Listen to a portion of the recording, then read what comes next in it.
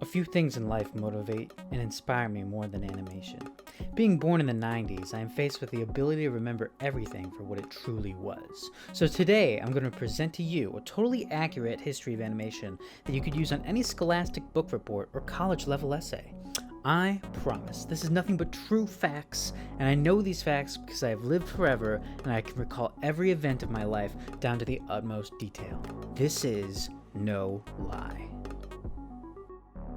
So if we are talking about animation in general, the thing that comes to mind for a normie is probably some form of cartoon, unless you're a big boy animation genius like myself and can name more animation mediums on one hand.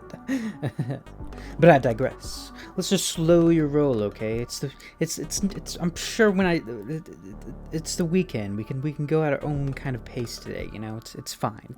Everything's chill. It's okay.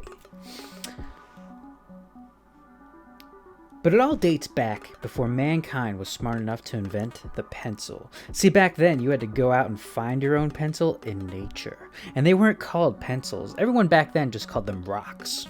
The dawn of man, or what we like to call caveman times, were dim and dark, but was the birthplace of what most art history majors like to refer as the very first art ever recorded.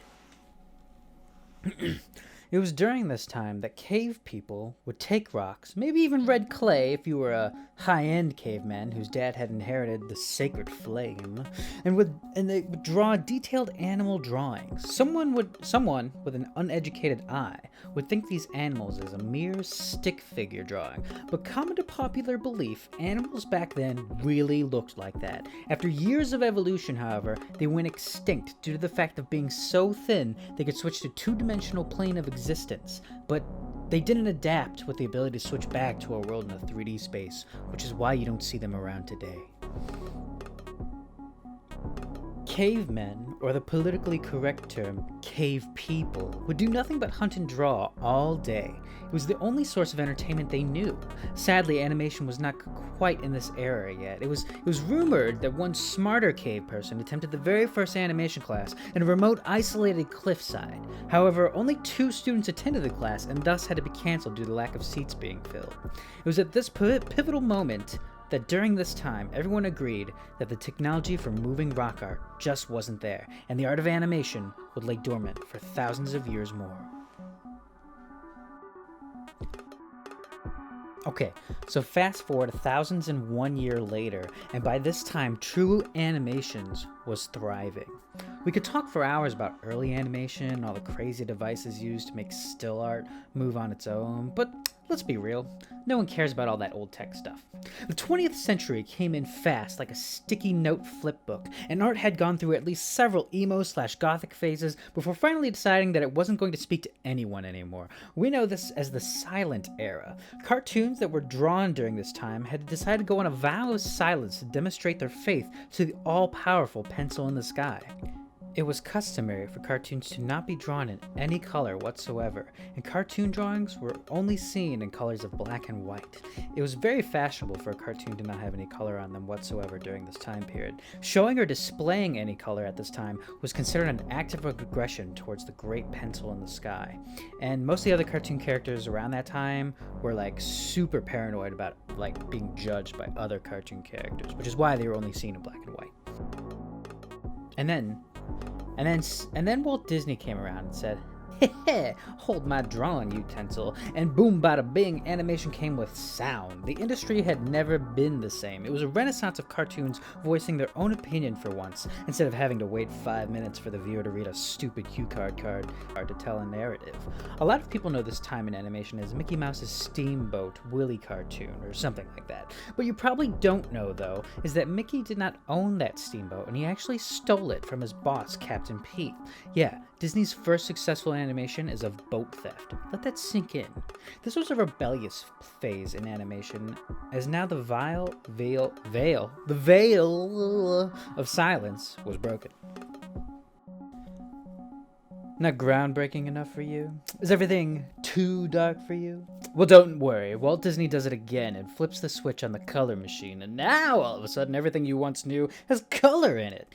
Television viewers at this time were primarily upset because the TV wasn't invented yet, and cartoons could only be seen at the movie theaters. Yes, the new standard issue of Technicolor was the big new thing. Mickey Mouse had never looked better than this with his red pants and yellow shoes inspired by the iconic American color palette of hot dog toppings. Yes, America's staple food. Across the United States, other animators soon started copying Disney. It is at this time scholars dubbed all these collected time frames into one category as 2D animation, a very broad category that we see rarely to this day. The very reasoning behind today's absence of 2D animation is the fact that animators are faithless drones that are out of touch with God. You're probably wondering now, how is the lack of God related to animation at all? Well, see, if you paid attention in math and science class, you would have the common ability known as common sense to be able to deduce that with the lack of God, one also comes the lack of Satan. You moron. I can't believe you didn't realize that. Unbelievable. Everyone who is anyone knows that in order to become a 2D animator, you have to join the occult 2D animation circle and sell your soul to the dark deity of hell, that is the devil. This is exactly the reason why Walt Disney himself was ahead of the pack in the animation industry. Conspiracy theorists and Disney fans alike can tell you so and argue the true nature of Walt Disney's secret powers to this day. But that's a story for a different time, and we just don't have that kind of time today. Sorry. Another time later. Where was I? Oh yeah, 2D animation was in high demand. Disney ahead of every other attempting studio and the rat race that was the animation industry. It wasn't just Warner Brothers with Looney Tunes that was giving Disney Studios a hard time. You had heavy hitters from Fleischer,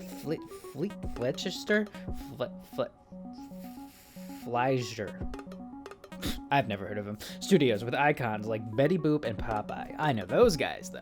You had Walter Lantez Productions with content like Woody Woodpecker, and crazy underdog studios that had characters like Mighty Mouse or Tom and Jerry. But then, bam! Disney throws a gauntlet again and says, "Alright, you cockroaches, watch this." Boom! Disney releases Snow White, the first ever animated feature with an actual story that had a point and wasn't your usual slapstick comedy. Other studios at this time were like, whoa, get a load of Disney over here. No one's gonna want to sit through a cartoon over 40 minutes long. But Snow White was different. It was a new standard for Disney and blew away audiences. Fletcher Studios tried to copy the Disney formula and made Mr. Bug Goes to Town. But who the hell has ever heard of that garbage? People were reeling from Disney's mighty Snow White uppercut, but then was a surprise. With their next smash hit, Pinocchio, and the Fantasia combo, Disney came at him with a left and then a right. Against the ropes, Disney was hitting viewers' eye sockets with the following films like Dumbo. He slipped up on Bambi, but I mean, every artist has their black sheep in their portfolio. You know what I mean? It's not a big deal. It's just whatever. I mean, Bambi could actually be seen as an omen for the following years to come. See, in real life, the world was still moving, and there was like this war. It was called like World War II or something like that. It was the sequel to Life's World War I, and some say it was better than the first, but we're patiently waiting for the third to be released, which I could be here any day, so that's that.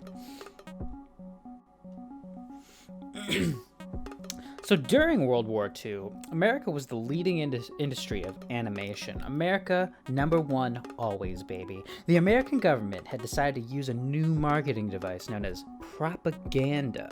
It was a different kind of battlefield for the era of the real world. What I'm getting at here is the real world found out that it could now spread messages and ads faster than ever before and could be used to sway the opinion of viewers like you. In the American government's decision to use propaganda, it swayed animation studios like Warner Brothers and Disney to create inspirational cartoons for the American people and its allies. Bugs Bunny, Donald Duck were drawn next to Hitler. Yes, Hitler, dealing with slapstick comedy to poke fun at stupid dictatorships. Oh, and I guess they did like inspirational Don't Give Up Hope, Buy War Bonds type of stuff too, but I mean, that's not important. It's whatever. But hey, show that clip of Hitler again. Funny every time.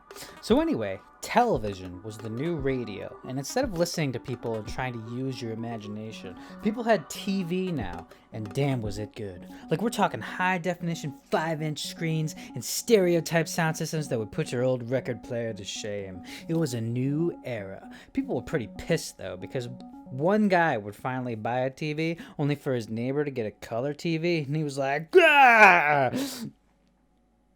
Overall, it was the first time they had to face the issue of getting a new technological device, only having to upgrade it a year later, like we do with Apple devices today. It wouldn't be for the next 100 years to pass, but television was the animator's golden goose. Film was like in the garbage, and TV was bopping. We could get into like all the oldies that Hanna-Barbera brought to the table, but you know how the story goes.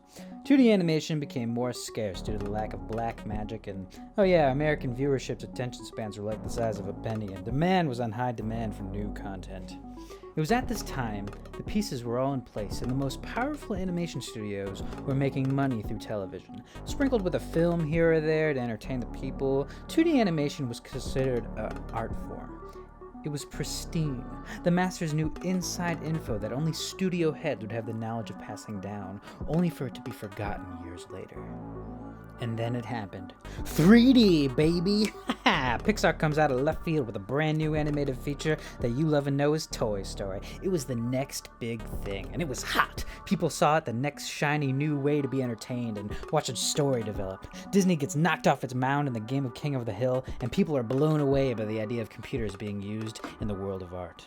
No one wanted that 2D crap no more. They wanted the 3D goodness of animation. In a way, it made people feel closer than ever to their idolized icons they know and love. You don't even need to be told about 3D because it was everywhere now. No one hand draws animations anymore. If they do, they are either doing it to be unironic or simply hate themselves. The use of computers has never been easier. You don't even need a big-time studio to make an animation anymore. You can get a nice computer for the simple price of an arm and a leg and download a free animation software off the internet, because you can't buy big boy software until your limbs grow back and you can farm the process. Animation is in even more forms now. It does more than just TV and film. You can see it in commercials, video games, the internet. If you hate yourself and you want to abandon all forms of social interaction with everyday people, then being an animator may just be your dream job in today's day and age. Yeah, that's it. That's all I got. I guess we can get all to the, other influential, people from, across the sea, like Japan anime and all the other kind of stuff, and how that influenced Western culture. Nah, you probably don't want to hear all of that. Until next time, I've been your host, accurate history informant, and overall good guy in all things animation.